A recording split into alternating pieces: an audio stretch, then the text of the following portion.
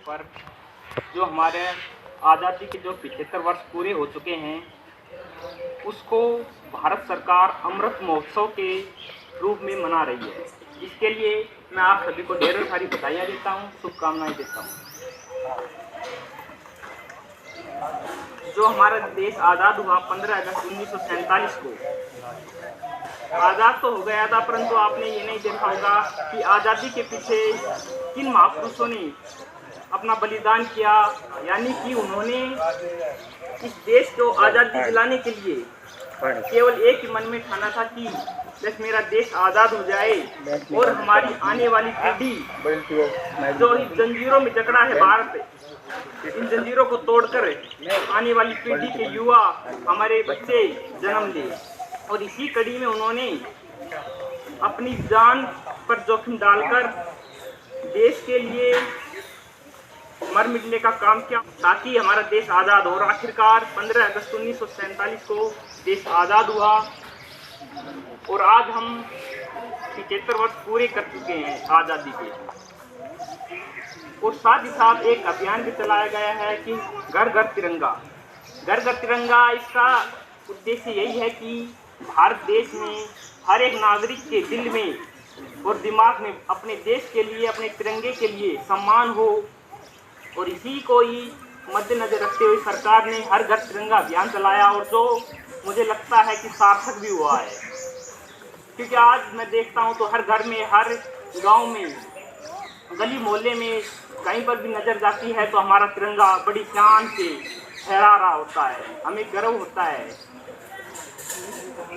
तिरंगे का जैसे कुछ तिरंगे की मान और मर्यादा भी होती है। जो हम तिरंगा लगाते हैं ना, तो उसको एक तो तिरंगा फटा हुआ नहीं होना चाहिए, एक गंदा नहीं होना चाहिए। दूसरा, यदि हम तिरंगा लगा रहे हैं तो जो दूसरी पार्टी के तिरंगा या कोई भी जो भी धर्म के लगा लीजिए, बीजेपी जो कांग्रेस के जो झंडे हैं उसके साइड में लगा रहे हो तो जो भारत का तिरंगा वो ऊंचा होना चाहिए, उससे कम से कम 3 फीट तो ऊंचा होना ही चाहिए। और तिरंगा हमेशा लगभग सीधा खड़ा होना चाहिए। नहीं, मैं देखता हूँ जो गली में है तिरंगा अड्डा नूर लगा देते हैं, नहीं, सीधा होना चाहिए तिरंगा। इसलिए तिरंगे की बहुत ही नियम बने हुए हैं, तो आपको देखना है कि जो हम लगाते हैं उसको भी उन नियमों का पालन करें। एक जो हम राष्ट्रगान गाते हैं तो उसमें लास्ट पंक्ति आती है कि जय जय जय है। उसका अर्थ ये है कि हमारे जो भारत में जो साइंटिस्ट हैं, वैज्ञानिक हैं, डॉक्टर हैं, उन सभी की जय हो जिन्होंने इस भारत देश के लिए, विकास के लिए, इसके निर्माण के लिए अपने जीवन को त्याग किया, अपने जीवन का त्याग किया है। क्योंकि आपने देखा ही होगा इस कोरोना महामारी में विदेशों में बहुत ज़्यादा भयंकर, मतलब बहुत तेज़ी से कोरोना वायरस फैला, फिर भी हमारे यहाँ पर थोड़ा कंट्रोल था। और हमारे डॉक्टरों ने, साइंटिस्ट ने ये कर दिखाया, अपनी स्वयं की कोरोना वैक्सीन बनाई और इसका असर भी आप देखते हैं कि आज लगभग कोरोना खत्म सा ही है, बहुत कंट्रोल हो चुका है। तो उसकी इस कड़ी में जय हो उन डॉक्टरों की जिन्होंने हमें इस बीमारी से बचाया। और जो हमारे साइंटिस्ट हैं, जो वैज्ञानिक विज्ञान के क्षेत्र में इतनी बड़ी ऊंचाई तक हम पहुँचे हैं, उनकी विजय जयकार हो। और हर उस नागरिक की जय हो जिन्होंने भारत के विकास में, भारत के उत्थान में, भारत की बढ़ते कदमों के साथ चले हैं, उनका सहयोग किया है अपने देश का। तो उन सब देश के नागरिकों की जय हो। जब हमारा देश आज़ाद हुआ तो उस समय बहुत ज़्यादा विपरीत परिस्थितियाँ थी। देश तो आज़ाद हो गया था, परंतु बहुत ज़्यादा कठिनाइयाँ थी हमारे देश में। मतलब कि अनाज का तक संकट था, क्योंकि यदि एक समय का भोजन मिल जाता किसी व्यक्ति को तो दूसरा समय का भोजन नहीं मिल पाता था। उस तंगी को आज हम इस क्षेत्र में, खाद्यान्न के क्षेत्र में भारत 75 वर्षों में इतना सक्षम हो गया है कि वो अपने पूरे भारत देश का तो भरण पोषण करता ही अच्छे से, इसके साथ साथ वो विदेशों में भी पूर्ति करता है, एक्सपोर्ट करता है, निर्यात करता है, चावल, गेहूं, अन्य जो फूड सामान है। दूसरा, उस समय शिक्षा का बहुत ही कम स्तर था, अनपढ़ लोग ज़्यादा थे, परंतु आज 75 वर्षों में हमारा देश शिक्षा की नई नई बुलंदी छुई है। आज हर घर में लगभग यदि 4 सदस्य हैं तो 3 तो पढ़े लिखे होंगे। ये इस आज़ादी के बाद जो 75 वर्ष गए हैं, ये इस बात के गवाह हैं, ये परिणाम है कि हमारा देश आगे बढ़ा है।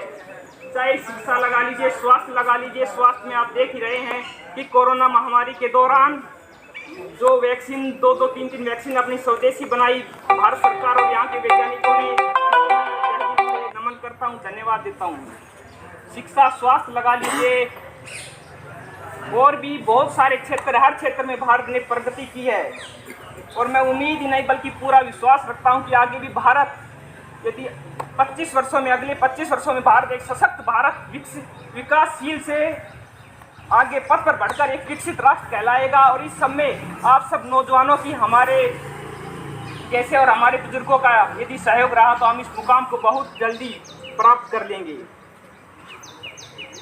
प्यारे बच्चों, आज़ादी आपको मैं बता ही चुका हूँ बहुत ही कठिन परिश्रमों से, क्योंकि बहुत से माओं ने अपने लाल भाई, बहनों ने अपने भाई खोए हैं, तब जाकर हमें आज़ादी मिली है। और इसी कड़ी में भारत सरकार ने जब 75 वर्ष आज़ादी के पूरे हुए हैं, इस खुशी में 75 शहरों का चयनित किया है, चिन्हित किया है 75 शहर पूरे ऑल ऑफ इंडिया में।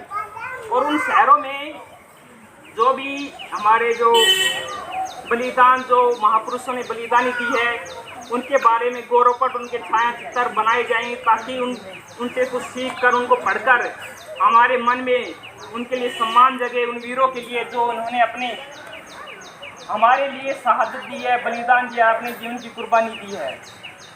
तो 75 शहर चयनित किए हैं उसमें, और ये इसकी शुरुआत श्रीनगर से हो चुकी है। दीवारों पर जो महापुरुष हैं जिन्होंने हमारे देश की आज़ादी में अहम योगदान दिया है, उनके बारे में चित्र बनाए जाएंगे, बातें लिखी जाएगी कि किस प्रकार से आज़ादी में उन्होंने योगदान दिया है।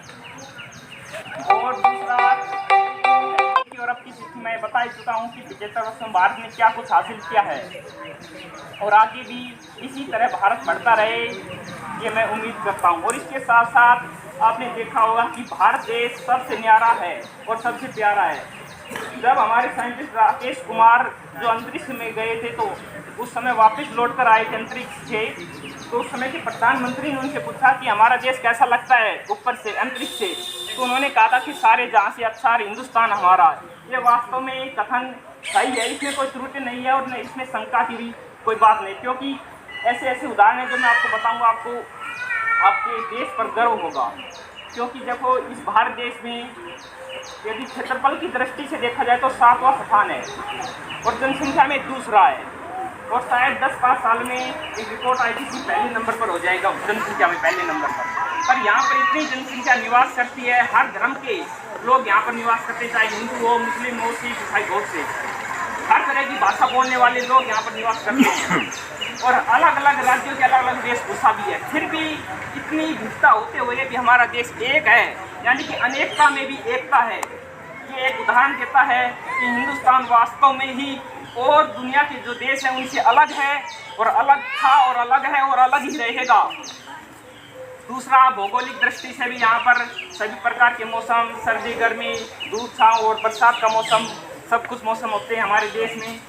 और कई देश देखेंगे तो जहाँ पर सर्दी सर्दी होती है, बर्फ़ ही बर्फ़, कहीं पर गर्मी गर्मी, परंतु भारत हमेशा से ही गुरु रहा है और गुरु ही रहेगा, क्योंकि यहाँ से बहुत से शूरवीर, यहाँ से वो योद्धा, वो जो हम कहते हैं श्री राम का जन्म अयोध्या, इतने बड़े बड़े, इनका इतिहास, भारत का इतिहास इतना पुराना है कि आप अगर उसको थोड़ा सा खंगालेंगे, जानेंगे ना, तो आपको अपने आप में एक सहानुभूति, एक अनुभूति, गौरव होगा कि हम उस देश से निवास करते हैं, कि इस देश की मिट्टी से इतने बड़े बड़े योद्धाओं ने जन्म लिया है माँ की कोख से।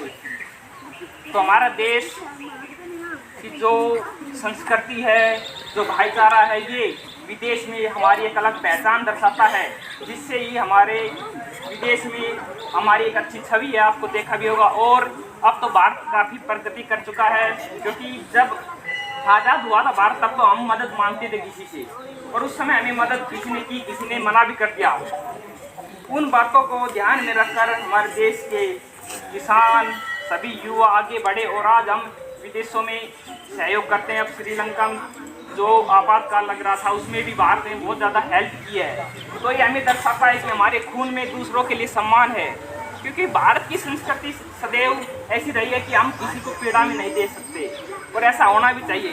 यदि हमारा भाई, हमारा मित्र कोई मुसीबत में है तो हमें उसकी सहायता करनी चाहिए, क्योंकि हम भी करते हैं आस पास में, तो ऐसा होना चाहिए। और भारत ने एक अच्छा नाम कमाया है, और मैं चाहता हूँ कि आगे भी वो इसी तरह बढ़ता रहे, चढ़ता रहे। जय हिंद, जय भारत।